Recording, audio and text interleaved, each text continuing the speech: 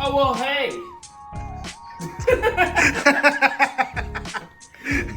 All right, so it's been about 2 years since we had the last home gym tour. Obviously, there's a huge change in scenery.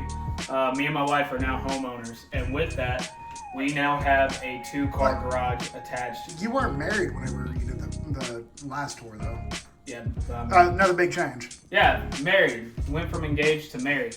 Now, in our house, we have a 2-car garage, and me and the wife immediately decided that it was time to have all of our home gym equipment here. So, the last time you saw it, it was in a 12 by 16 shed. Now, we are in a 2-car garage. So, without further ado, it's time to go into the Meatshack 4.0.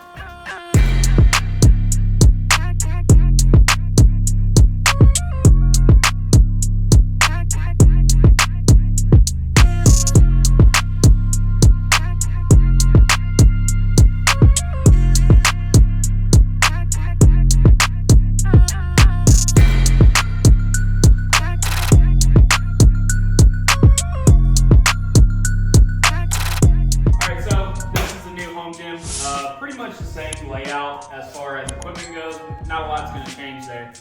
But there is obviously the space difference. We have so much more room now. So much more room for activities. So many activities! It's making my head spin how many activities we can do.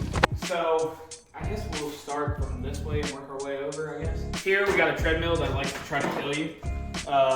It's a piece of shit. We really don't use it that much, but trying to get into it. Let's see if it actually starts. Oh, look at that. First try, we're professionals here. But that's something new that we've added.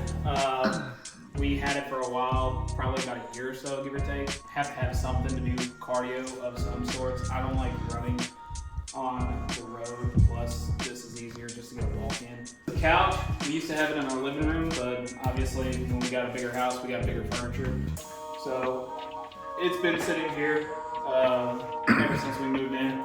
Shout out to Andrew for not taking this couch so I can stay here. But you'll see, we got some stuff on the walls, obviously. That's a Captain America shield. I had nowhere else to put it. You'll see a bunch of the same gym flag and banners and whatnot as you did in the old one, but there's some stuff that's new additions. Another addition that is new is instead of one JBL speaker, we now have 2 JBL speakers. Mainly because Right there. Mainly because my neighbors are not gonna like me. Over here, like I said, it's a garage, so we're still in the process of moving, getting all of our stuff unpacked. We've only been in here for about 2 weeks. Not even a full 2 weeks. So there's gonna be some stuff over here.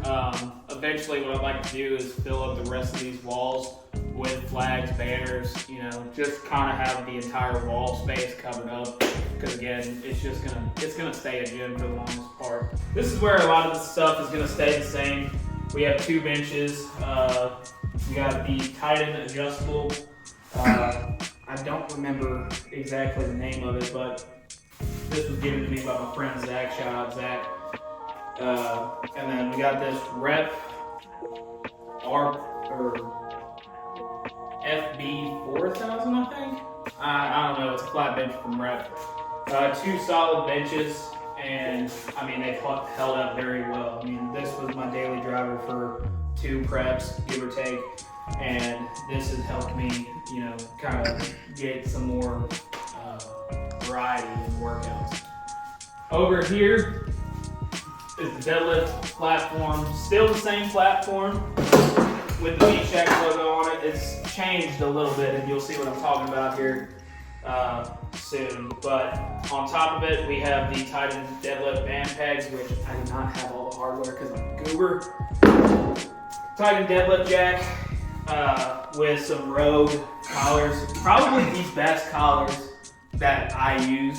I've had a lot of like lock jaws and just normal Amazon basic collars, and I think me and Andrew can agree here. Oh, by the way, Andrew's back. He's behind the camera, but But yeah, I think these collars are just solid. I mean, they keep everything close and tight on the plate or on the bar, and there's really no wiggle room with it, so they're great for deadlifts. Yeah, great for every lift all around, honestly. As you can see, this is where the equipment is going to be the same. It's just laid out a lot differently, probably more efficiently than what it was in that tiny space. So alongside the deadlift platform, we got the custom-made chalk bowl still. I'm gonna find a way to make it a little bit more stable. Our belts are on there, mine, my wife's. Obviously, you see all the decor that we got on the walls, coming from Obsidian, Massonomics, Strength Co., good buddies Les and John, a lot of stuff that we got. Getting into the meat and potatoes of equipment for a second, bars. I have 4 bars. One that's obviously a daily driver for pretty much everything is the Texas Power Bar up at the top. This is the black zinc with the chrome sleeves. You'll see that trend a lot is the black zinc on all of these except for this training bar down here. Underneath the Texas Power Bar is the Texas Deadlift Bar. Again, I'm just a big fan of using Texas Power Bars for everything. They're typically more expensive. Texas Deadlift Bar, again, favorite bar. I've used this. I mean, it was almost a necessity for me to have. I don't pull enough weight to where I really see the difference in width of bars, but honestly, it's just a preference thing. Like it's, Basement Brandon says it all the time. Practice what you play with. That's his preference. That's mine as well. When it comes to bars, at least, and you'll see what I mean here in a second. Underneath it, we got the Titan SSB. This is the Made in America version they released like a couple years back. In retrospect, this was the same price as the normal one that y'all are used to seeing, where it's like chrome all the way up to the pad. This was the exact same price when it launched, so I just went ahead and grabbed the Made in America one. Why not? Underneath it is just a 15-pound Titan Technique bar. Right behind the plate tree, you can see a nice big old Strength Co. banner. We love the Strength Co. Grant is an amazing guy, solid fucking dude. And on this weight tree, it's a rope weight tree, the vertical stand, we have the 24 karat, one of like 2, I'm pretty sure, gold drink spotter. Only other person who has this, to my knowledge, is Juji Mufu and me. But I had it first. Not that it matters, but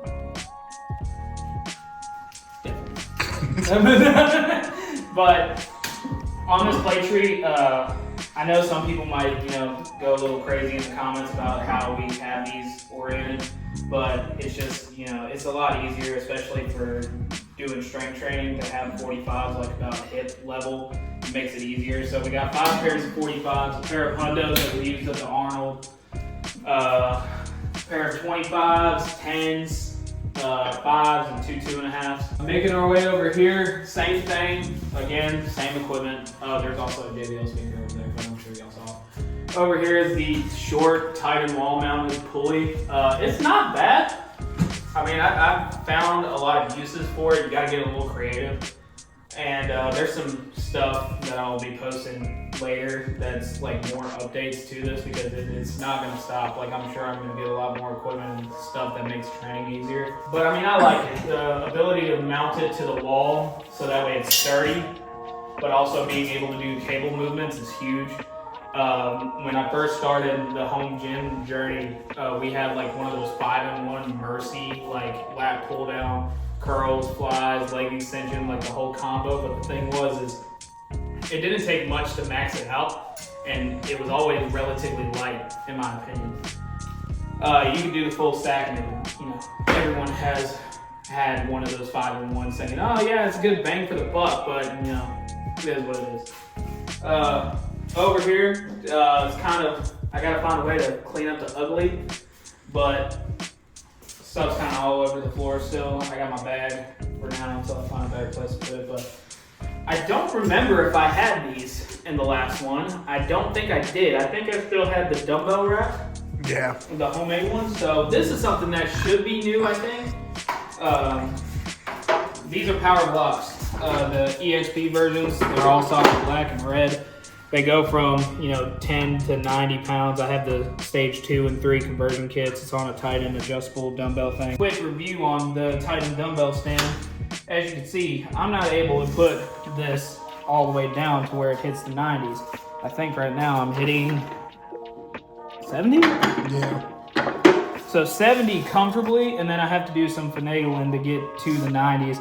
Titan probably should have had this part cut off right here. I understand that they probably didn't want it sliding. Those people are probably, since there's standard storage pegs on here, they're probably using the twist, but it works solid. It's a solid height for this, and I love using these. It took some time to get used to like the little cage around, but once you get used to that, it worked just fine. Underneath it, I got some old dumbbells from the old dumbbell rack. And I also got this Bowflex adjustable kettlebell. Don't know why I got it. I don't really use the adjustable or the adjustability on these, but they go from 8 pounds to 40 pounds. I thought it would just be nice to have a variety of it, and kind of, again, at the time it was trying to take up as less space, but also get as much as you can in that space. Making our way over here, you still see all of these, Mastonomics flags that have been in my gym over the years. Something that is new to the shrine of Mastonomics. I've had this for a while. Now, basically, short story version of this.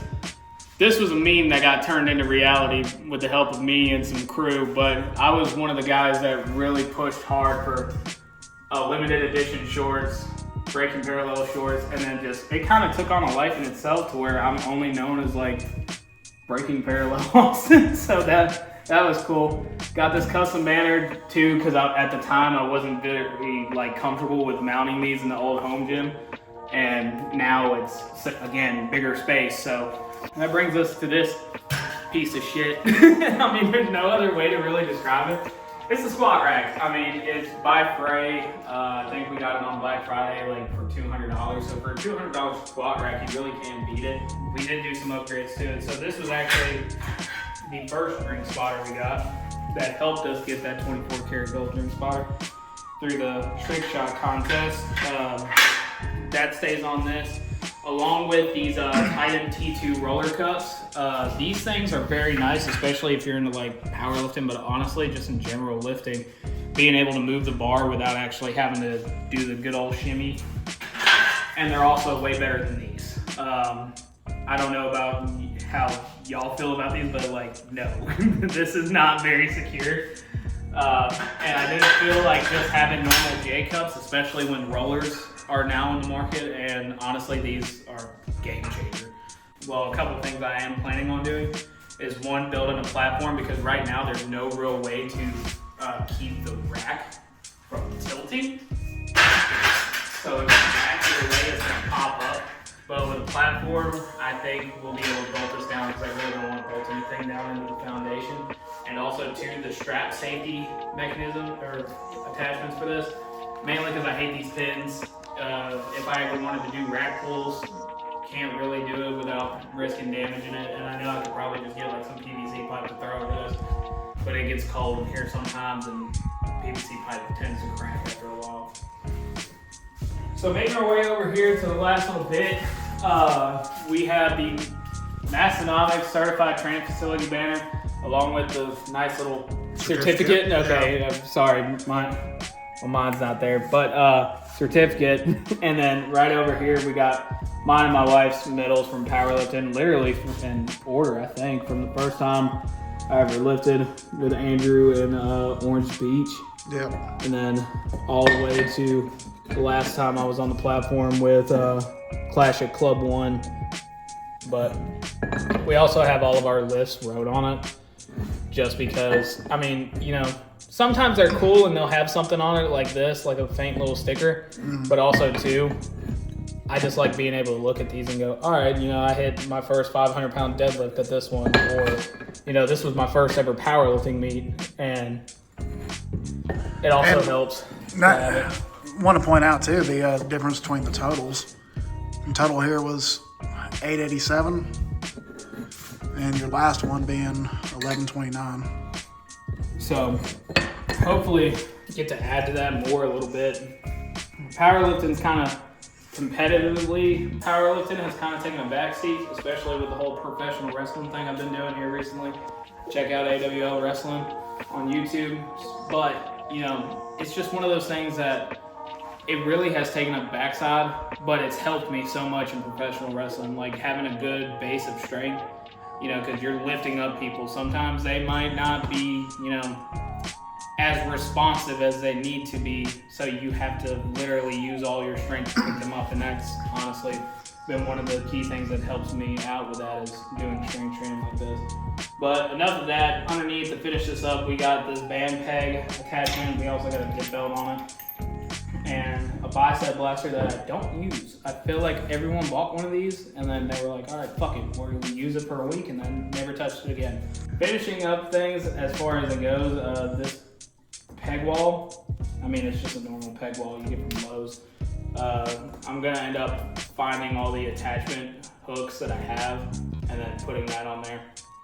And then to tie it all off, the first thing you see is always like, first impressions are everything to me. So whether someone's walking in through this door or that garage door, the first thing that's gonna draw their eyes is this. It's a custom Meatshack barbell sign that I made. I mean, hell, it's literally the exact same logo that's on the platform, just kind of modernized it a little bit to match the name on the certificate for the certified training facility. But I mean, I really like it. I didn't like it at first until like I kind of just sat down and enjoyed the garage a little bit, but I really like it. And it kind of just makes it feel more me.